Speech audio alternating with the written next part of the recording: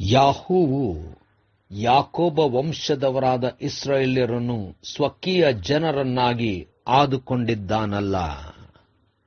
ಶನಿವಾರ 11 ಮೇ 2024 ಇಸ್ವಿ. ಈ ದಿನದ ವಾಕ್ಯ ಧ್ಯಾನಕ್ಕಾಗಿ ನಾನು ಆರಿಸಿಕೊಂಡಿರುವಂಥ ವೇದ ಭಾಗವು ವಿಮೋಚನಾ ಕಾಂಡ 33ನೇ ಅಧ್ಯಾಯದ 13ನೇ ವಚನ. ನನಗೆ ನಿನ್ನ ದಯೆ ದೊರಕಿದಾದರೆ ನಾನು ನಿನ್ನನ್ನು ಬಲ್ಲವನಾಗಿರುವಂತೆ ನಿನ್ನ ಮಾರ್ಗವನ್ನು ನನಗೆ ತೋರಿಸು, ಆಗ ನಿನ್ನ ದಯೆ ನನಗೆ ದೊರೆಯುತ್ತೆಂದು ನನಗೆ ತಿಳಿದಿರುವುದು. ಈ ಜನವು ನಿನ್ನ ಪ್ರಜೆಯೆಂದು ಜ್ಞಾಪಕ ಮಾಡಿಕೋ ಎಂದು ಅರಿಕೆ ಮಾಡಿದನು ಎಂಬುವಂಥದ್ದೇ.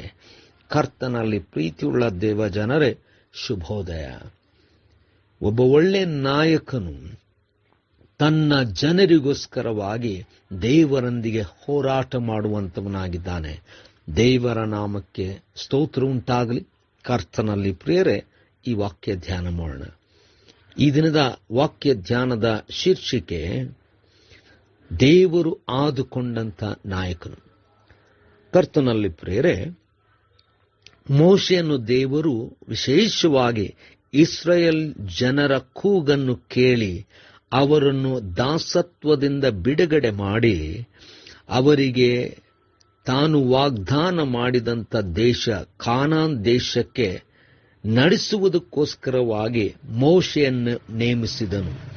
ಮೋಶೆಯಾದರೂ ತಾನು ಈ ಒಂದು ಸ್ಥಾನಕ್ಕೆ ತಾನು ಸೂಕ್ತನಲ್ಲ ಎಂಬುದಾಗಿ ದೇವರಿಗೆ ಕೇಳಿಕೊಂಡಾಗ್ಯೂ ದೇವರು ಆರೋನನ್ನು ಸಹಾಯಕ್ಕೆ ಕಳಿಸಿದನು.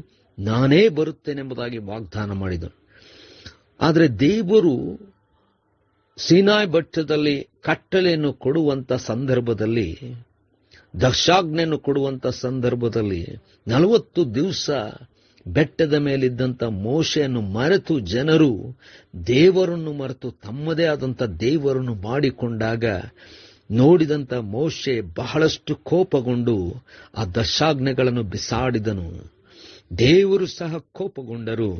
ಆ ಜನರನ್ನು ನಾಶ ಮಾಡುತ್ತೇನೆಂಬುದಾಗಿಯೂ ನಾನು ನಿಮ್ಮೊಂದಿಗೆ ಬರುವುದಿಲ್ಲ ಎಂಬುದಾಗಿಯೂ ನಿಮಗೋಸ್ಕರವಾಗಿ ನಾನು ದೇವದೂತನನ್ನು ಕಳಿಸ್ತೇನೆ, ಜಯವನ್ನು ಕೊಡುತ್ತೇನೆ, ಆ ವಾಗ್ದಾನ ಮಾಡಿದಂಥ ದೇಶ ಕೊಡುತ್ತೇನೆ ಎಂಬುದಾಗಿ ಹೇಳಿದನು. ಆದರೆ ಮೋಶೆ ಈ ಜನರಿಗೋಸ್ಕರವಾಗಿ ದೇವರಲ್ಲಿ ಬೇಡಿಕೊಳ್ಳುವಂಥ ಆ ನಾಯಕತ್ವ, ತನ್ನಲ್ಲಿರುವಂಥ ಕಾಳಜಿ, ಅವರಿಗೋಸ್ಕರವಾಗಿರ್ತಕ್ಕಂಥ ಒಳ್ಳೆ ಮನಸ್ಸನ್ನು ನಾವು ನೋಡ್ತೇವೆ. ಕರ್ತನಲ್ಲಿ ಪ್ರಿಯರೇ, ನಿಜವಾದಂಥ ಆರಿಸಿಕೊಂಡಂಥ ಸೇವಕನು, ದೇವರ ಸೇವಕನು ತನ್ನ ಜನರಿಗೋಸ್ಕರವಾಗಿ ಪ್ರಾರ್ಥಿಸುವಂಥವನು, ಬೇಡಿಕೊಳ್ಳುವಂಥವನು, ಅವರ ಒಳಿತುಗೋಸ್ಕರವಾಗಿ ಶ್ರಮಿಸುವಂಥವನಾಗಿದ್ದಾನೆ. ಕರ್ತನೇ ದಯಮಯ ಸ್ವಾಮಿ, ನೀನು ನಿನ್ನ ಸೇವಕರನ್ನು ಆರಿಸಿಕೊಳ್ಳುವಾಗ ನಾವುಗಳು ಯಥಾರ್ಥವಾಗಿ ನಿನ್ನ ಜನರಿಗೋಸ್ಕರವಾಗಿ ಹೋರಾಟ ಮಾಡಲು ಬಲವನ್ನು ಅನುಗ್ರಹಿಸಿಕೊಡು. ಯೇಸುವಿನ ನಾಮದಲ್ಲಿ ಪ್ರಾರ್ಥನೆ ದೀನತೆಯಿಂದ ಬೇಡಿದೆವು ತಂದೆಯೇ, ಆಮೆನ್.